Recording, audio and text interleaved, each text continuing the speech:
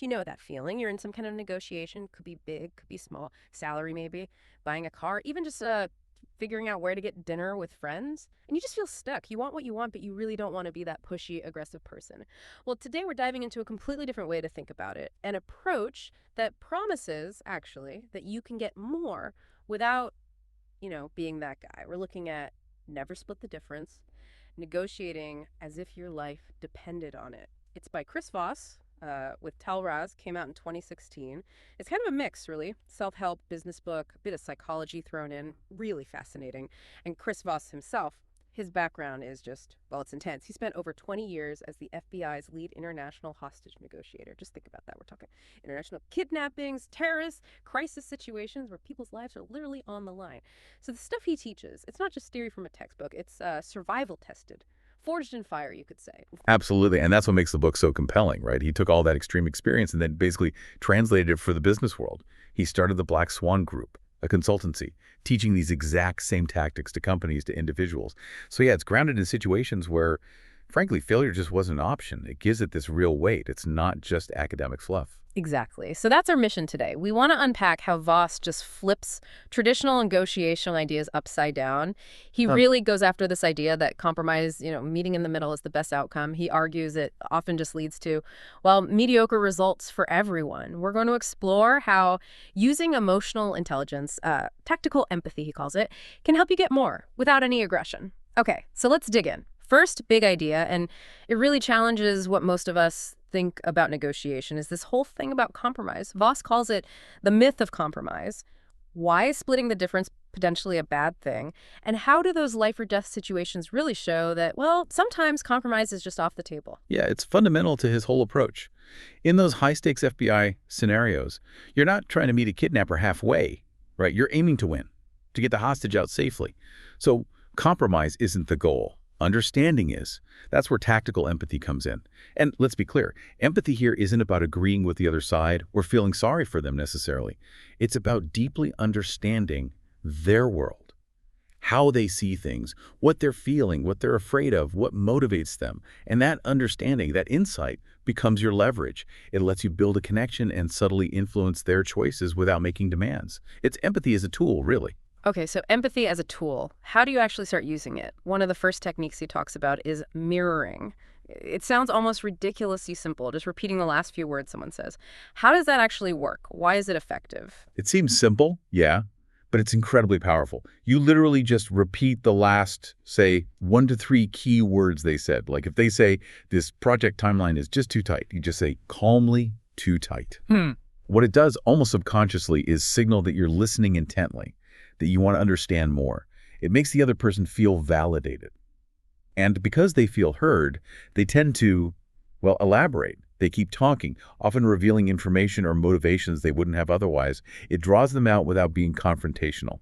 Okay, so you mirror, get them talking more. What's next? He moves on to labeling emotions, right? This is where you actually try to name the feeling you think they have, like saying, it sounds like you're feeling frustrated, or maybe it seems like there's a lot of pressure here. How does that help? Doesn't it risk making them defensive? You'd think so, but usually it does the opposite.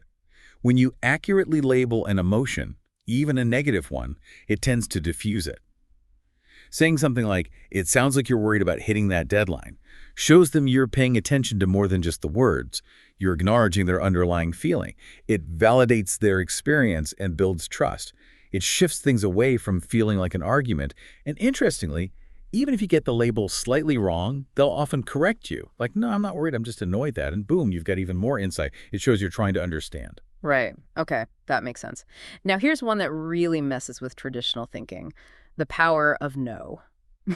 We're always told, get to yes, avoid no. But Voss flips that. He says no isn't the end. It's often the start of the real negotiation. How can no be a positive thing? It's so counterintuitive, isn't it? But think about it. When someone gets to say no, what happens? They feel like they've asserted control, they feel safer, they've drawn a line, and that actually lowers their guard. It reduces that feeling of being pressured into something. And paradoxically, that feeling of safety often makes them more willing to talk openly about why it's a no. It opens the door for real dialogue. A genuine no that you can explore is way better than a reluctant yes that falls apart later. It lets you ask, okay, what part of this doesn't work for you? That's where the conversation really begins. So no creates safety, opens things up. Then how do you guide the conversation forward without just hitting another wall? This is where calibrated questions fit in. Exactly. These aren't just any questions. They're specifically designed, open-ended questions that start with how or what. Yeah. So instead of a yes-no question like, can you lower the price, which invites a no, you ask something like, how am I supposed to pay that? Or, what are the biggest challenges you see with this proposal? See the difference? These questions gently push the other person to think, to problem solve, and to reveal their constraints or needs. It puts the onus on them to figure things out with you, making it collaborative instead of confrontational. They're doing the work, essentially. Okay, that's clever. Now, this next one, the accusation audit. This feels bold. You actually list out loud all the negative assumptions or accusations the other side might be thinking about you, like before they say them. Things like, you probably think I'm being difficult, or you might feel I haven't prepared enough. That sounds risky. How does that put you in control? It feels risky, but it's incredibly effective psychological jujitsu, like you said. By voicing their potential negatives first, you preempt them, you diffuse them. It shows you have self-awareness, that you understand their likely perspective, even the critical parts. This builds trust surprisingly quickly because you're being transparent about the potential bad stuff. It takes away their ammunition, really. They can't use those accusations against you effectively if you've already put them on the table yourself. It neutralizes the negativity and shows you're not afraid of the difficult parts. Wow, okay, that's a power move. And then underpinning all of this is what Voss calls the black swan theory in negotiation. He says you always need to be listening for these black swans. What exactly are they, and why is finding them so critical? So, black swans are those pieces of information that are completely unknown to you at the start, maybe unknown even to the other party consciously. They're the hidden constraints, the unexpected motivations, the secret deal breakers or deal makers. Finding one of these can totally change the entire negotiation. It's that one crucial bit of insight that unlocks everything, the unknown unknown that shifts the whole landscape. Voss stresses that you have to constantly be probing, listening between the lines, looking for things that don't quite add up because uncovering a black swan can turn an impossible situation into a done deal. It's about discovering the hidden leverage. You know, putting all these techniques aside for a moment, the way the book itself is written is really effective, too. It's not just a dry manual. It's got these gripping stories from his FBI days that start each chapter, which really pull you in. Right, those hostage situations, they set the stakes immediately. Exactly. And then he transitions smoothly into how you apply those same principles in, say, a business deal or even personal argument. Plus, the writing style is just engaging. It's clear, fast-paced, sometimes even funny. Makes complex ideas feel pretty accessible. And the applications are just so broad, aren't they? That's the thing. It's not just for hostage negotiators or big-shot CEOs. You can seriously use this stuff in job interviews, asking for a raise, buying a house, dealing with customer service, resolving fights with your partner. Yeah, any conversation where the outcome matters, really. Pretty much. It gives you this toolkit for influencing things more effectively just by understanding the human dynamics better. Yeah. It really can change how you approach everyday interactions. So when you boil it down, what makes Never Split the Difference really stand out from all the other negotiation books out there? I think, first off, it's that real-world high-stakes origin. That FBI background gives it instant credibility that's hard to match. Plus, the focus isn't on aggression or overpowering the other side. It's all about emotional intelligence, about psychological insight, tactical empathy, as he calls it. Right. It feels less like combat, more like connection. Yeah, exactly. And the advice is genuinely practical. You can literally read a chapter and try out mirroring or labeling like the same day. It feels actionable right away. It helps you feel more confident going into those tough conversations, which is huge. Definitely. Now, are there any downsides, any criticisms we should mention for a balanced view? Well, like any good teaching, there is some repetition.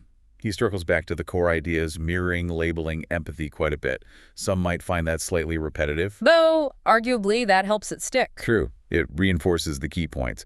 Also, these aren't magic tricks. They take practice. You need patience to get good at them, to make them feel natural and not, robotic. Right, you can't just read the book and become a master negotiator overnight. Exactly. And maybe, just maybe, in super complex, multi-party corporate deals or intricate legal settings, these techniques might be more of a starting point than the entire playbook. But for most situations most of us face, they're incredibly powerful. So, wrapping up, our final take. Never Split the Difference, really, is a game-changing book. It genuinely teaches you how to listen in a different way, how to influence more effectively, and ultimately how to get more of what you want, and importantly, without resorting to manipulation or aggression. Yeah, the core message is profound. It's not really just about making deals in the traditional sense. It's fundamentally about understanding people. And that's the final thought to leave you with, isn't it? Once you truly start to understand people, well, maybe you really can negotiate anything. Think about how that shift in perspective could change not just the big negotiations, but maybe every interaction you have.